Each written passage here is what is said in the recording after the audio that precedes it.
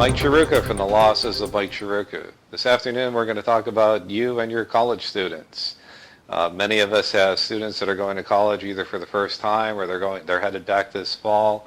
And as parents, often we don't think about them as adults anymore. We still think of them as children. We're paying the way, they're going to school, they're still in our household, but the law really treats them as adults.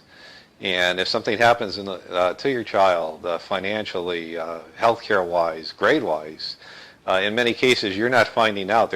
The school or the healthcare center is not communicating with you because they're now considered adults. So if you're sending a child off to school this fall, you really should have at home a power of attorney for them to handle their financial affairs, healthcare power in case they become sick. And in another case, if you're paying for the tuition, you may want to find out what their grades are unless you initial off on what's called a FERPTA election at the school's not going to send you their grades. They're going to ask you for that check every quarter or every semester, but they're not going to send you the grades, and you're completely at risk with your student as to finding out when the grades are they good, are they bad, are they indifferent. We've had many horror stories with adults going to school. Freshman student several years ago went in. Mom and dad had not heard from him for a while, and he was in an infirmary. He had a 104-degree fever. He was practically in a coma, and mom and dad had no idea.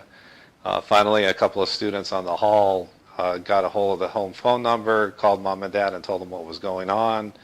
They drove up to campus. Of course, they were furious as to what happened, but the child was 19 years old at the time, and the school really could not communicate with mom and dad because of HIPAA. So most of us are not aware of that on a day-to-day basis, but if you do have someone going to school, you may want to think about getting those documents in order this year.